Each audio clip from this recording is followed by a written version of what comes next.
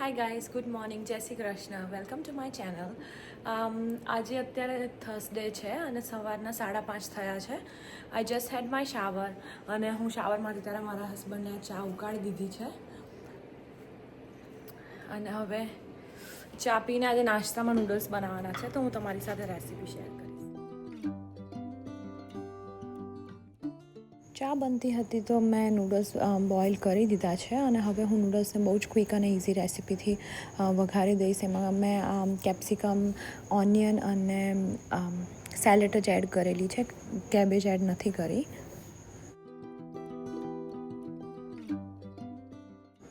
મોર્નિંગમાં breakfast ટાઈમે હું prefer કરું છું કે બહુ જ ક્વિક અને ઇઝી રેસીપીથી નાસ્તો બની જાય, કે જેથી કરીને મને કે હર્ષને જોબ પર જવાનું લેટ ના થાય. તો બહુ જ સિમ્પલ અને ક્વિક રેસીપીથી આ નૂડલ્સ બનાવેલા છે.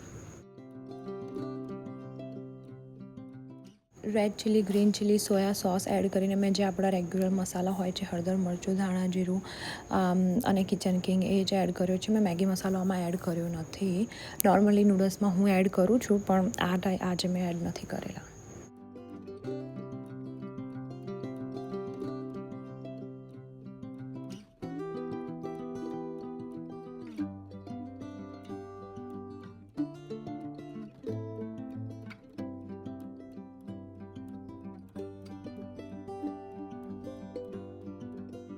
બધા જ વેજીસને મેં થોડા કૂક થવા દીધા છે. નોર્મલી નૂડલ્સમાં બહુ કૂક નથી થવા દેતા હોતા, પણ મેં પાણી એડ કરીને થોડા કૂક કર્યા છે અને પછી મેં નૂડલ્સ એડ કર્યા છે.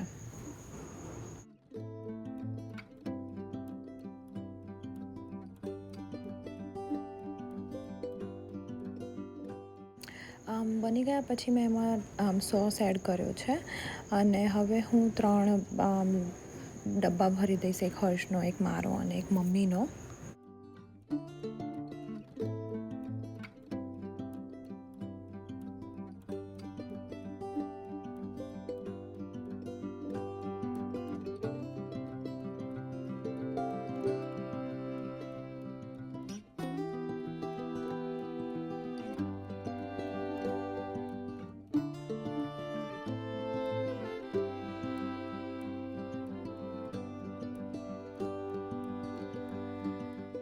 અને બસ હવે બધા વાસણો હું ડિશવોશરમાં સેટ કરીને, ડિશવોશર નોર્મલી હું મોર્નિંગમાં સ્ટાર્ટ કરી દઉં છું, જેથી કરીને આખા દિવસના વાસણ, મતલબ સાંજે આવીએ તો ડિશવોશર ફરીથી ખાલી મળે ને આપણે નાઇટ માટે યુઝ કરી શકીએ.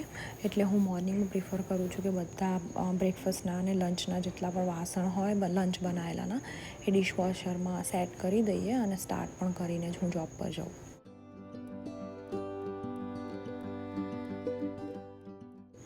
અને ડિશવોશરમાં પણ બધા વાસણ તમારે નોર્મલી વોશ કરીને મૂકવાના હોય છે અને ઘણા બધા ઇન્ડિયાના આપણા કુકવેર હોય છે જે તમે અંદર મૂકી પણ નથી શકતા. એટલે હું ટ્રાય કરું છું કે ઓસ્ટ્રેલિયાના જે વાસણો છે કે જે મેં અહીંયાથી બાય કર્યા છે, કે જે ગ્લાસવેર છે, કે જે ડિશવોશર સેફ છે, એ બધા વાસણો હું મૂકી દઉં. અને હું મોર્નિંગમાં એવા જ વાસણો યુઝ કરવાનું પણ પ્રિફર કરું છું, જેમ કે સ્ટીલના છે કે કોઈ નોનસ્ટિકના છે.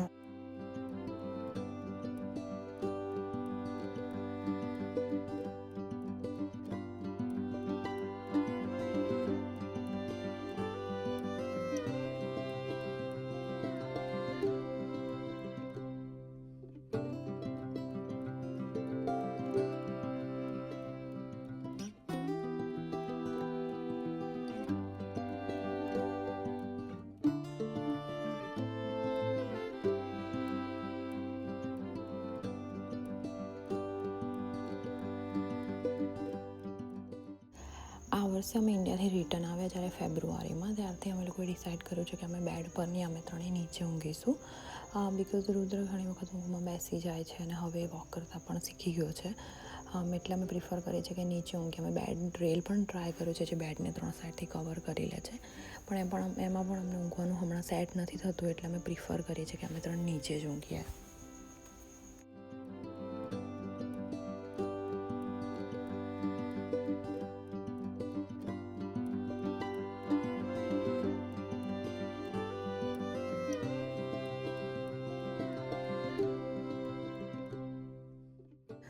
અને અમે આ સાંજનો ટાઈમ છે અને શોપિંગ સેન્ટર જઈએ છીએ થોડી વસ્તુ લેવા માટે.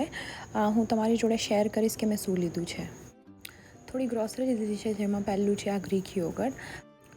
જોડે જોડે જે વસ્તુ મને ફ્રીજમાં નહીં જોઈએ, જે જૂની થઈ ગઈ છે, હું કાઢતી જઈશ અને આ નવી વસ્તુ બધી સ્ટોર કરતી જઈશ.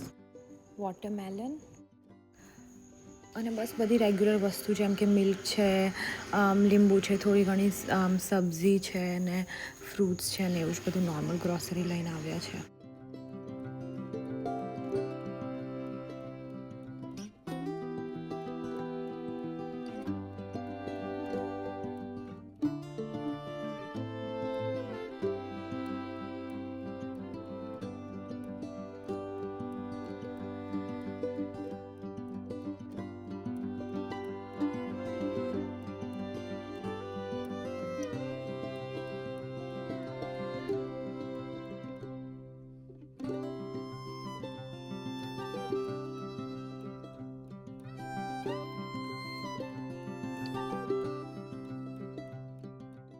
થર્સડે શોપિંગ સેન્ટર 9 o'clock સુધી ઓપન હોય છે, એટલે હું ને હર્ષ ટ્રાય કરીએ છીએ કે વીકેન્ડમાં ના જઈએ ને થર્સડે જઈને થોડી શોપિંગ કરીને આવીએ.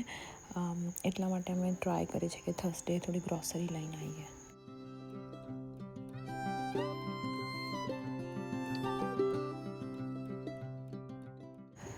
થોડી વસ્તુ અમે કેમાર્ટમાંથી પણ લાવ્યા છે. આ 2 60 લીટર્સના કન્ટેનર્સ છે. થોડા રુદ્રનું એક ટોય છે, બુક છે, એનું સ્વેટર છે, બિકોઝ અહીંયા ઠંડીની સિઝન ચાલે છે અત્યારે. અને કાચની 6 બરણી પણ લાવી છું. થોડું મારે કિચનમાં ચેન્જીસ લાવવા છે એના માટે. આ 2 સ્ટેન્ડ લાવી છું બિકોઝ મેં ઇન્સ્ટાગ્રામમાં રીલ જોઈ હતી સ્પાઇસ જાર્સને મૂકવા માટે, પણ મને ખબર નથી હવે આનો યુઝ થશે કે નહીં. હું ટ્રાય કરીશ કે આને સ્પાઇસ જાર કે એવી રીતે બરણી મૂકવામાં યુઝ કરું, પણ મને એવું લાગે છે આ બહુ નેરો છે, તો મે બી મારી બરણીઓ આમાં ના પણ આવે. અને આ જે સેન્ડવિચ મેકર છે, એકચ્યુઅલીમાં હું ગિફ્ટ માટે લાવી છું, પર્સનલ યુઝ માટે નથી લાવી. અને બસ હવે આ છોલેની તૈયારી થાય છે ને આ બહુ જ ઇઝી અને ક્વિક રેસીપીને બહુ જ ટેસ્ટી છોલે બને છે. મેં એકચ્યુઅલીમાં આ 3જી કે 4થી વાર ટ્રાય કર્યો છે અને આ છોલે એક્ઝેક્ટ તમે ઢાબા પર ખાતા હોય એ ટાઈપનો ટેસ્ટ લાગે છે. અને જ્યારે બનતા હોય છે કુકરમાં ત્યારે પણ એની સ્મેલ બહુ જ મસ્ત આવે છે. અને બહુ જ ક્વિક અને ઇઝી રેસીપીથી આ છોલે જલ્દીથી બની જાય છે. તમે પ્લીઝ ટ્રાય કરીને મને કમેન્ટ સેક્શનમાં બતાવજો કે તમને કેવા લાગ્યા.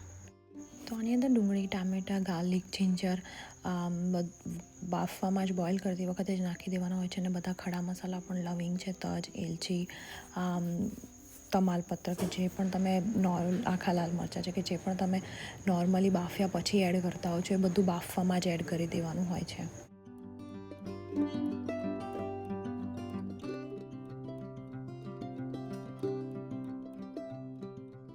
અને બસ આ બાફીને થઈ ગયા છે રેડી. મેં આમાં 5થી 6 સીટી વગાડી છે. એના પછી તમારે ટમેટાં અને ડુંગળી ચમચાથી થોડા મેશ કરી દેવાના હોય છે. અને આ રેડી છે વઘાર માટે. હવે હું બધા જ મસાલા પણ વઘાર પહેલાં કાઢી નાખતી હોઉં છું. તમે ઈચ્છો તો તમે રાખી શકો છો, પણ હું પ્રિફર કરું છું કે હું કાઢી નાખું.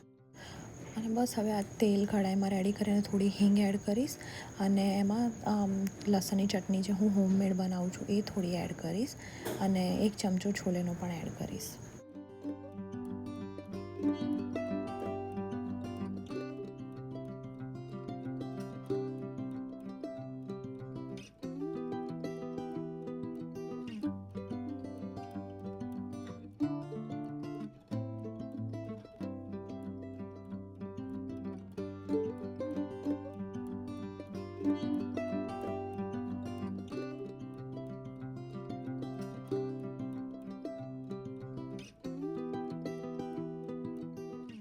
બસ હવે બધા મસાલા એડ કરી દઈશ. હળદર, મરચું, ધાણા જીરું, મીઠું અને છોલે મસાલો.